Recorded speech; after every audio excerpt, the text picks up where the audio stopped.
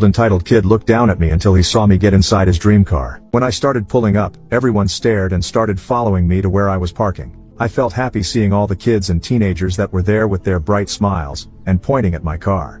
When I ended up parking, I had people already waiting for me outside to talk to me. I had a couple of middle-aged dudes shake my hand, and we ended up talking about cars, and what was done to mine.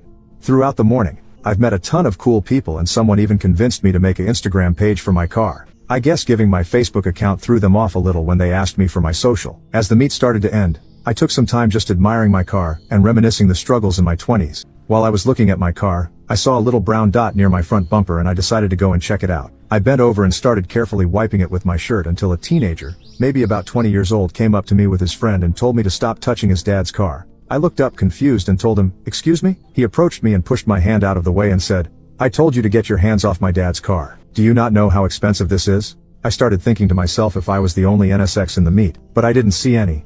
And what other red NSX have BBS rims that's lowered to the ground other than me and my city? As I was about to reveal to him that this is my car, his other friend cut me off and laughed, saying, "Look at how he dress. He probably doesn't know how much this car cost." I looked at both of them completely shocked. I wondered to myself that this kid's generation is the ones that are going to be taking over. You can now check if there is a part 2 by clicking share and more. I stood up and asked him where his dad was, and he replied that he was inside the coffee shop. I asked him if it was possible that his dad had a NSX as well, and the little brat said yes, and that I was touching it. He looked closely at the bumper where I was wiping, and he looked at me disgustedly. I couldn't help but laugh because I had the keys to the car. I'm not going to lie, I was going to just reveal myself as the owner, but I wanted to see what would happen if I kept playing along. Maybe because I was also bored throughout the week, and this is my only entertainment these past couple of days other than paperwork and constant phone calls from my businesses. He asked me why I was laughing and that I shouldn't be touching things that I couldn't afford. I asked him how he knew that I couldn't afford it. For all he knows, I might be a millionaire. I could tell that he started getting annoyed and he started figuring out that I was messing with him. He let out a big sigh and told me that I shouldn't touch it and to go away. What if I want to keep touching it? I asked. Right when I said that,